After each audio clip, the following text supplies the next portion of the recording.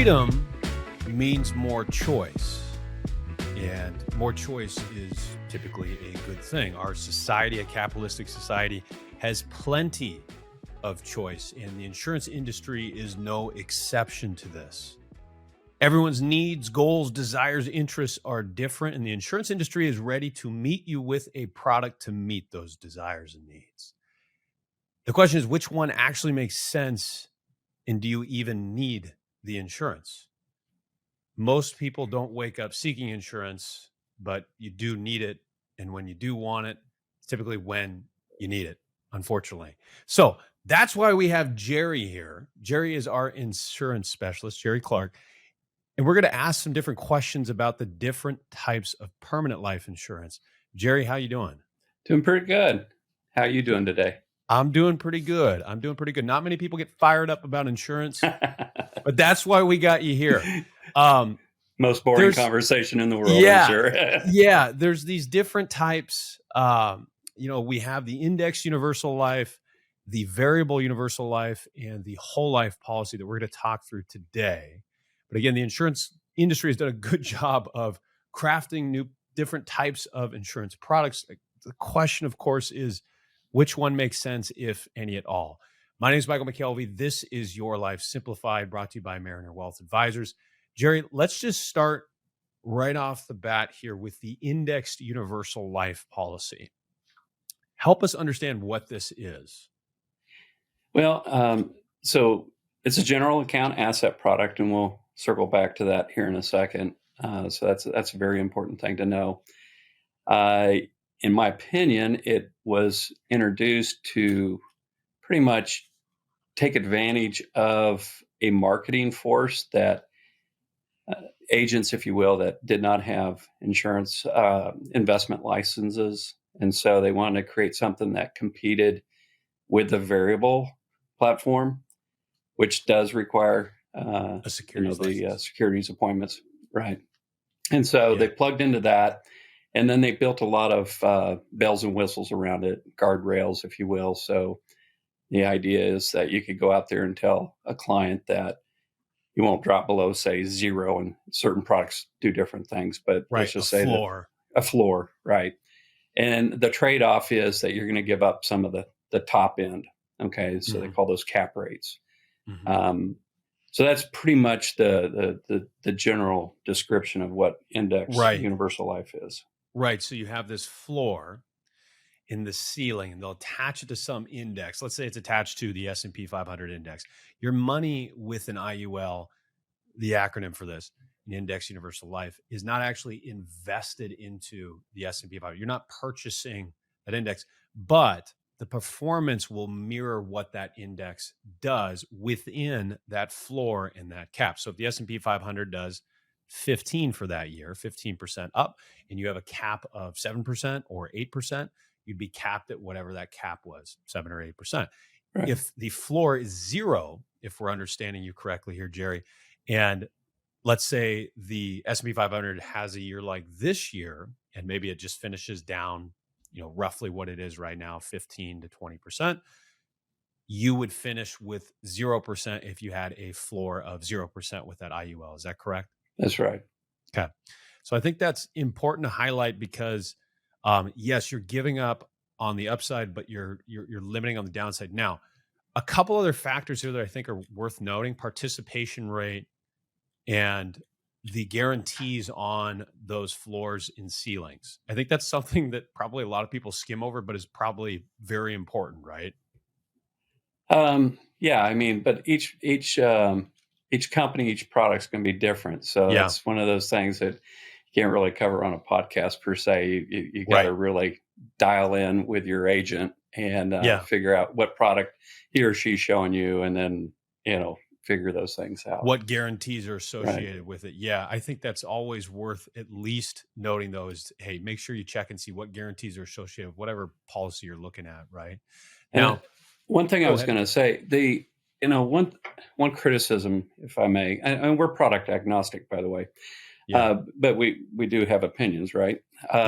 So one criticism I have is they took what was seemingly one of the most simple concepts in the world. And through this small arms race, they've kind of made it the most complicated product that you could buy in the marketplace. Yes. It seemed like at the start you could just go out there and buy a product and feel very comfortable with what you're buying.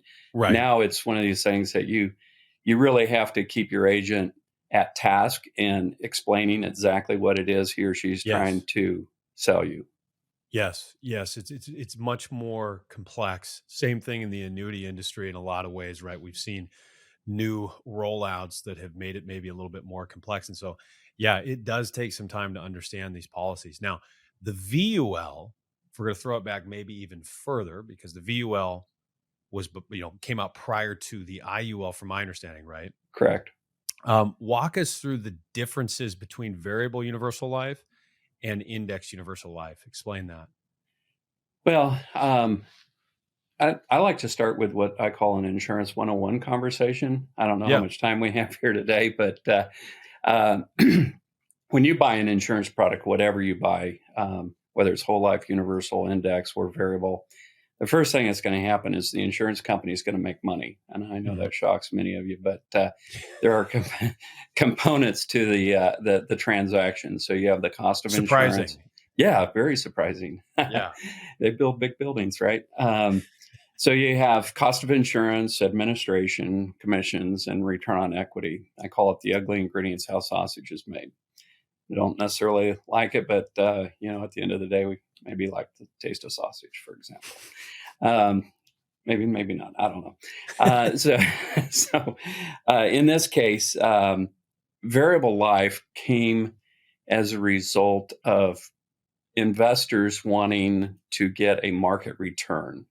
They wanted to participate straight up with the ebb and flows of whatever portfolio they create. Mhm. And these variable life contracts, there's usually 100 different options in them that you Mhm. can invest in.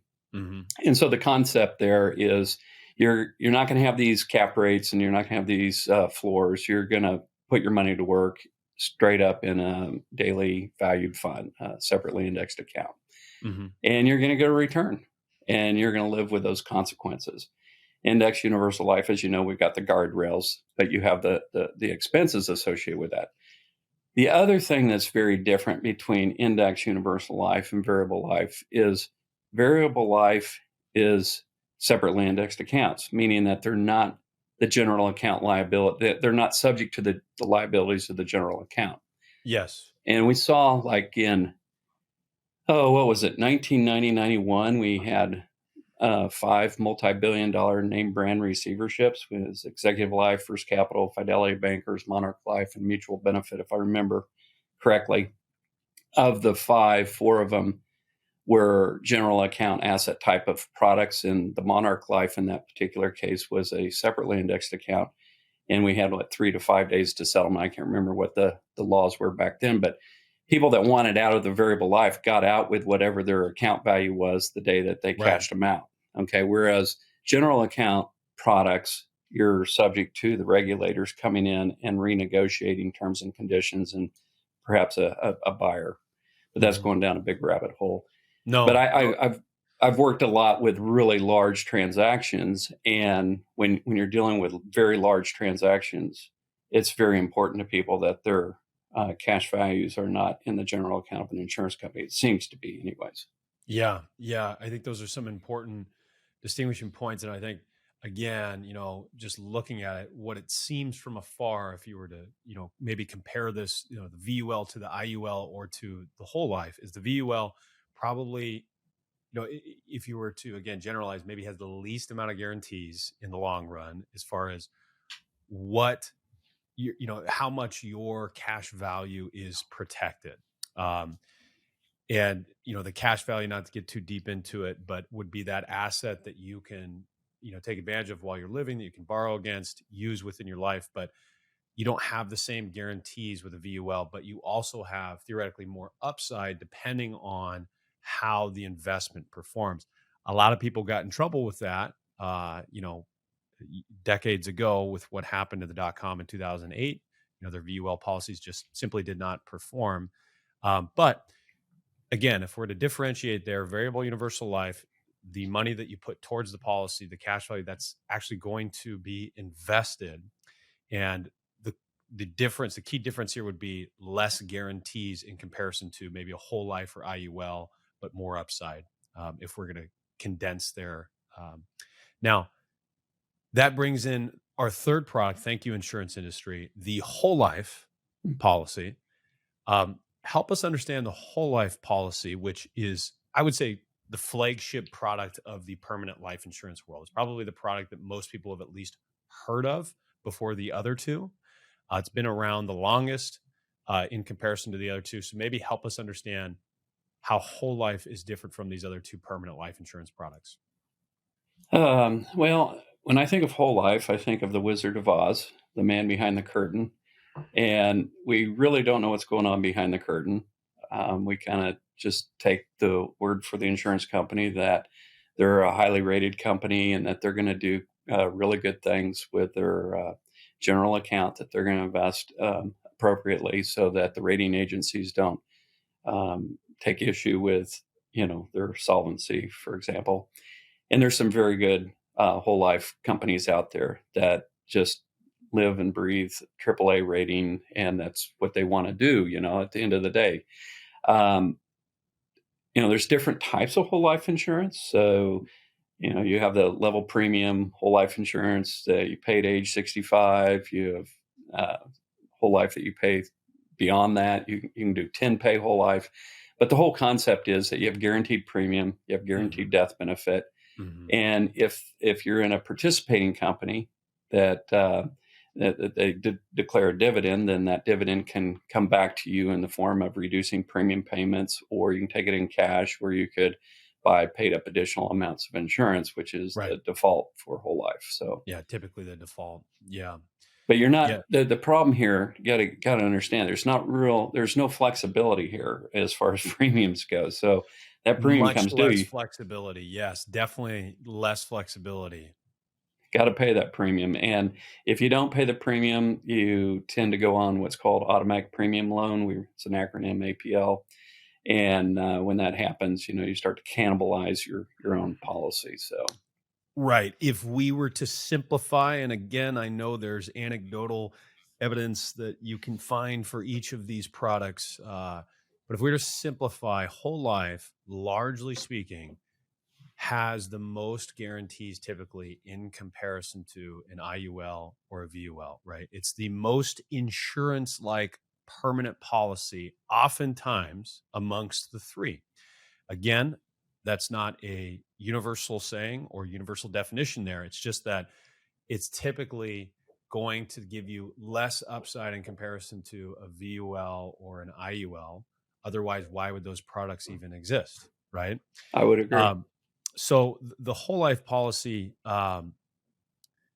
now reasons why someone might consider permanent insurance versus term. I think I would love to hear your thoughts on this. And there's obviously a lot to talk about on this, but I think the most typical scenario here is somebody goes and sits down with an insurance agent and they come back and they start asking questions about permanent life insurance because that insurance agent probably talked about permanent life insurance in that policy if they're from some captive company.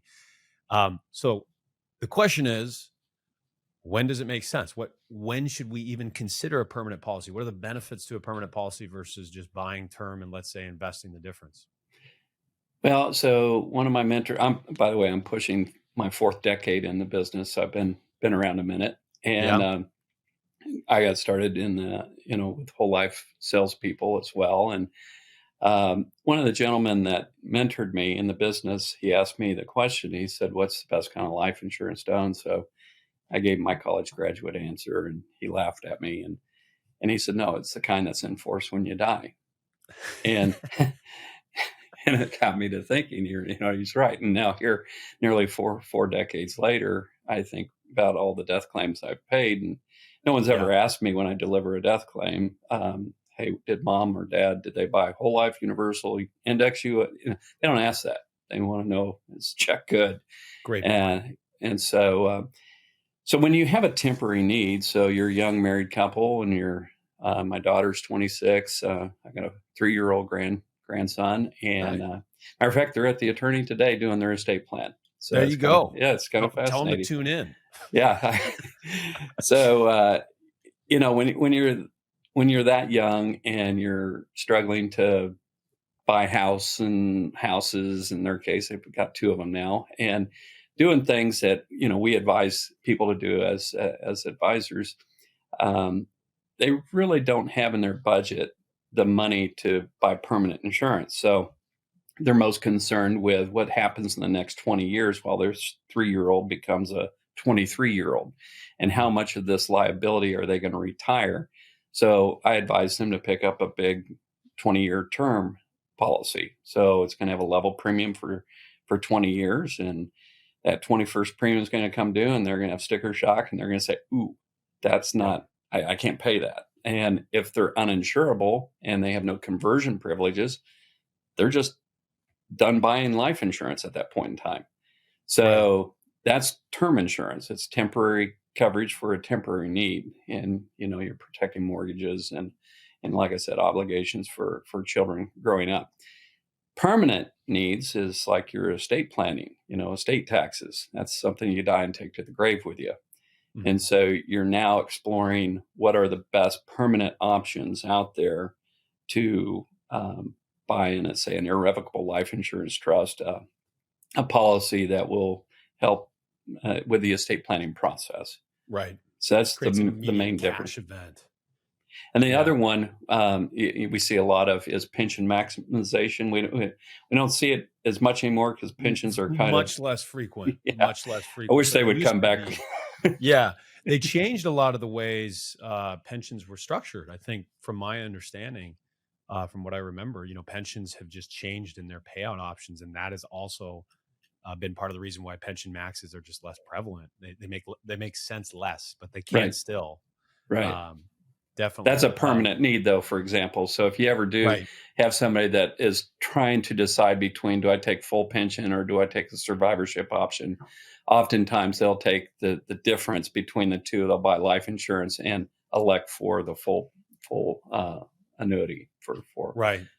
So to summarize, term when there's a temporary need, and I think the easiest one to think of is that young family. In this case, uh, the daughter, as we Right, mentioned, that's doing the estate plan right now. Now, permanent when there's more of a permanent need, and I think therein lies the question of, okay, well, what's kind of the hierarchy of money? Like, when should I even be considering this? Because you likely have a multitude of options available to you. You almost certainly do, right? Not just investment options, but vehicles you can place your money. You have your 401k, you have right. an HSA, you have your Roth potentially that you can put money into. So when should you even consider permanent life insurance? And I think, unfortunately, you sit down with some insurance agents, they will tell you that you should always have permanent life insurance. Right. That should always be a part of your plan. I struggle with that one. Again, we limit our I do opinions too. somewhat in the show. I very much struggle with that. But I will also say that you shouldn't write off permanent life insurance for your whole life. Not to give a whole That's life plug there, right. but you shouldn't, because there are some serious tax benefits to doing this, especially from an estate planning standpoint, that it just doesn't help to be closed minded. And again, like, just be product agnostic, like you mentioned, and just say, hey, I'm open to considering different options. And if insurance presents itself and you have you know, a tax free way that is more attractive than the alternative being some taxable option, maybe for your estate, well, yeah, why do you even care what type of product is getting you there? You should just care about essentially the guarantees or the different specifics that come with that tool, right? So I appreciate you breaking this down. I know it's a load, and there's complexity in everything. We could spend time in a whole episode talking about just even subsets of each of these products, but Right. I do think we accomplished, again, key differences here between the three. Whole life, more guarantees, typically much more of an insurance like product. You have a dividend, typically the company's paying out to you. VUL, the money's going to be invested almost in securities like fashion, more upside, less insurance like, largely speaking. In IUL, being somewhere in between there. You have that floor and that ceiling that you typically see. Appreciate your time here, Jerry. This has been helpful. If you're listening to this podcast on Apple, Spotify, YouTube, wherever you might be listening, make sure you hit that subscribe button so you don't miss out on any industry insights from industry professionals here at Mariner Wealth Advisors. You guys take care. Cheers. Mariner Wealth Advisors, or MWA, is an SEC-registered investment advisor with its principal place of business in the state of Kansas. Registration of an investment advisor does not imply a certain level of skill or training. MWA is in compliance with the current notice filing requirements imposed upon registered investment advisors by those states in which MWA maintains clients. MWA may only transact business in those states in which it is notice filed or qualifies for an exemption or exclusion from notice filing requirements. Any subsequent direct communication by MWA with a prospective client shall be conducted by a representative that is either registered or qualifies for an exemption or exclusion from registration in the state where the prospective client resides. For additional information about MWA, including fees and services, please contact MWA or refer to the Investment Advisor Public Disclosure website at www.advisorinfo.sec.gov. Please read the disclosure statement carefully before you invest or send money. The views expressed in this podcast is for educational purposes only and do not take into account any individual personal, financial, legal, or tax considerations. As such, the information contained herein is not intended to be personal, legal, investment, or tax advice. Nothing herein should be relied upon as such, and there is no guarantee that any claims made will come to pass. The opinions are based on information and sources of information deemed to be reliable, but Mariner Wealth Advisors does not warrant the accuracy of the information. Asset allocation diversification is a strategy designed to manage risk, but it cannot ensure a profit or protect against a loss in a declining market. Certified Financial Planner, trademark, CFP, registered trademark, and federally registered CFP with flame design marks, collectively the CFP registered marks, are professional certification marks granted in the United States by Certified Financial Planner Board of Standards, Inc., also CFP Board. The CFP registered trademark certification is a voluntary certification. No federal or state law or regulation requires financial planners to hold the CFP certification.